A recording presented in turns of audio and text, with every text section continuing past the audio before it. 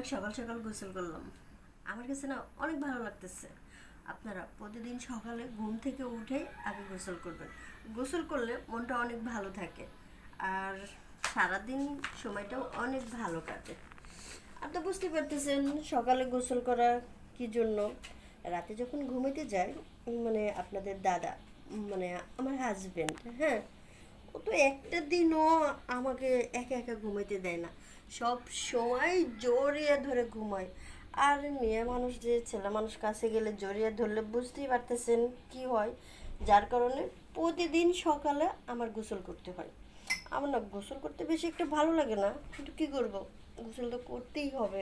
সারা রাত জামাই নিয়ে, জামাই যে আদর করে, গোসল না করে কি থাকা যায়? এই যে দেখেন আমার চুলগুলো ভিজে না, ভিজা চুলে কিন্তু অনেক সুন্দর লাগে।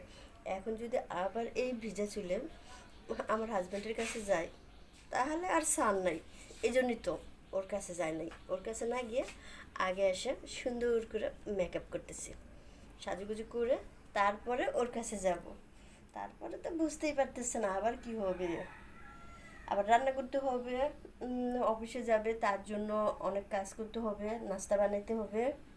তাড়াহুড়ো করতেছি, সময় নাই হাতে বেশি, তারপরেও একটু সময় পাইলাম আপনাদের সাথে একটু কথা বলতেছি।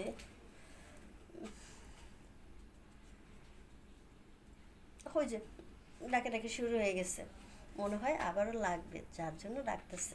আমি যাচ্ছি না, কারণ এই মাত্র গোসল করে আসছি, 5 মিনিট এখনো সময় হয় নাই।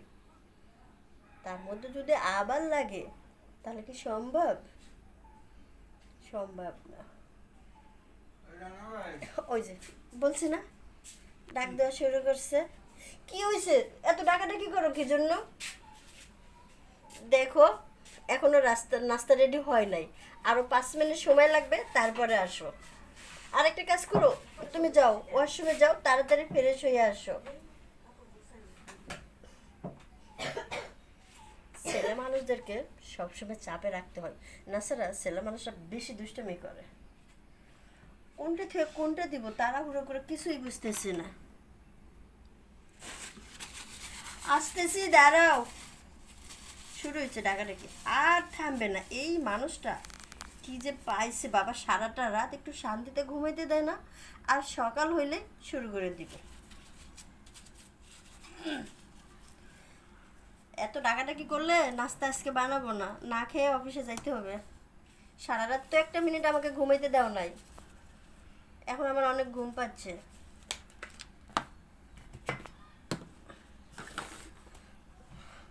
আর এই যে বাসায় যে কাজের লোক রাখছে, ওর কোনো খবর নাই। ও যে সকালে উঠে তাড়াহুড়ো করে একটু নাস্তা বানাবে তা না, আমার জন্য বসে থাকে। কোনটা দিতে কোনটা দিব ঠিক করতেই পারতেছি না, খুঁজেও পাই না। ওই যে আমার একটা ননদ আছে না, সেও একটা কাজে হাত দেয় না, সারাদিন খালি টই টই করে ঘুরে বেড়ায়। মানে আমি এবারে সকলের দায়িত্ব নিয়ে নিছি। একটা ফ্যামিলিতে আমরা 5জন মানুষ থাকি, 5জন মানুষ যদি একসাথে আমরা কাজ করি, তাহলে কি কষ্ট হয় না? কেউ আমাকে বুঝে না, আর ওদেরকে বলবো কি? আমার জামাই তো আমাকে বুঝতেছে না। সে শুধু সারাক্ষণ ঘুমাবে আর ঘুমাবে, আর কোনো কাজ নেই তার।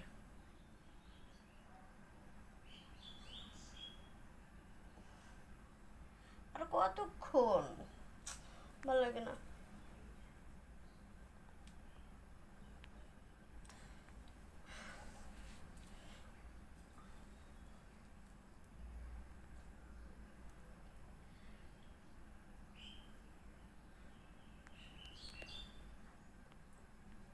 তাড়াতাড়ি ওঠো, তোমার নাস্তা রেডি।